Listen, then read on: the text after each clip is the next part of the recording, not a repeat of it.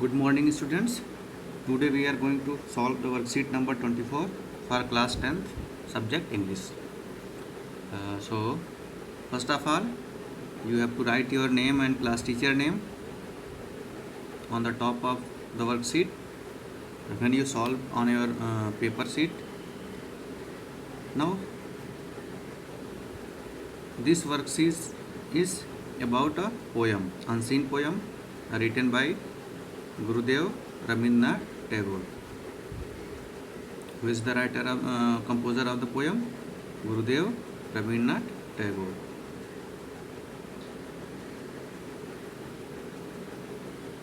Rabindranath Tagore.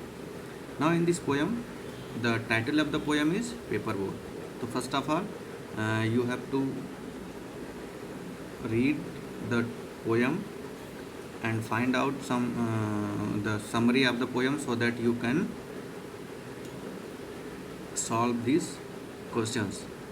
Okay, so अब यहाँ पे हम क्या करेंगे कि पूरी पोएम को अगर पढ़ाने लगेंगे तो ज़्यादा टाइम लगेगा, इसलिए हम केवल एक बार समरी बता देते हैं पोएम की और उसके बाद हम क्वेश्चन को सॉल्व करते हैं।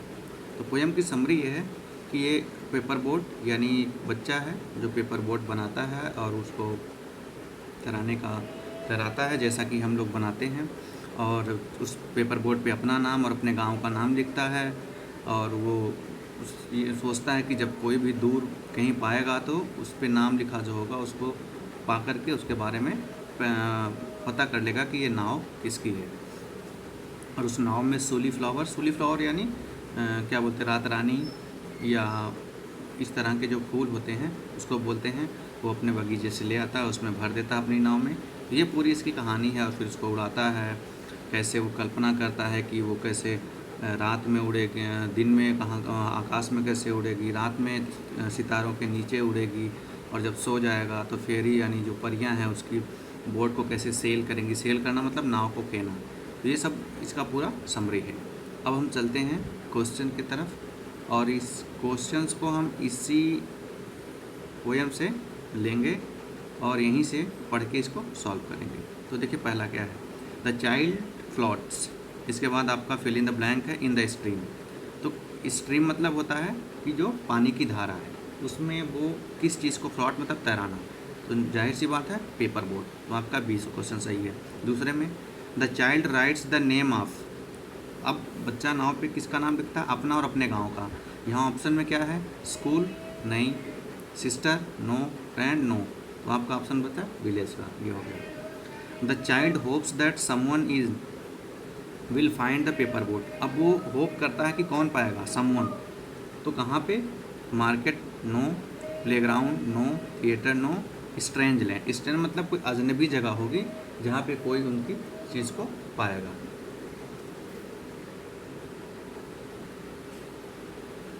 इसके अलावा आपका नेक्स्ट क्वेश्चन है,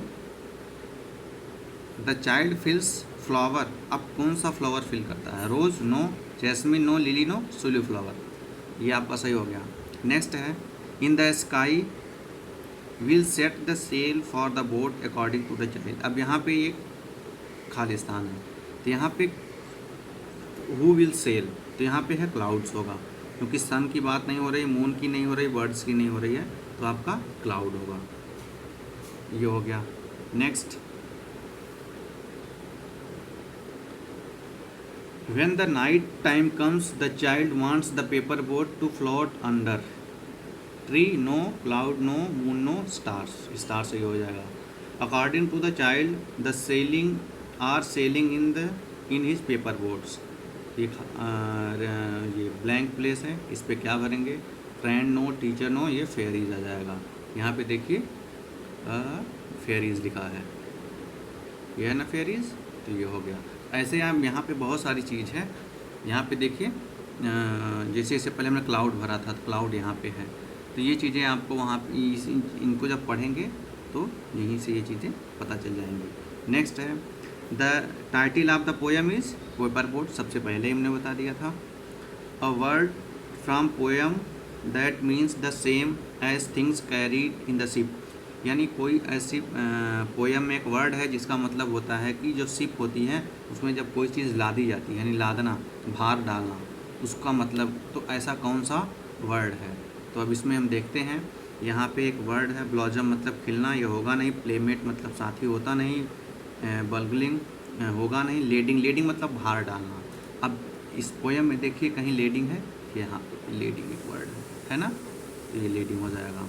नेक्स्ट आपका 10th क्वेश्चन है, और 10th क्वेश्चन को देख लेते हैं।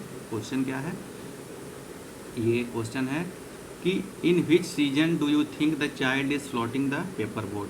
अब आपको क्या लगता है कि किस सीजन में बच्चा जो है पेपर बोट को सेल कर रहा है यानी तैरा रहा है। तो कौन सी सीजन में होता है, समर में? नो, समर यानी गर्मी में तो होता नहीं है। मोस्टली हम कब करते हैं, रेनी सीजन यानी बारिश के मौसम में। कब का, ये रेनी सीजन हो गया। इस तरह से हमने 10 के 10 क्वेश्चंस सॉल्व किए और बहुत जल्दी सॉल्व किए।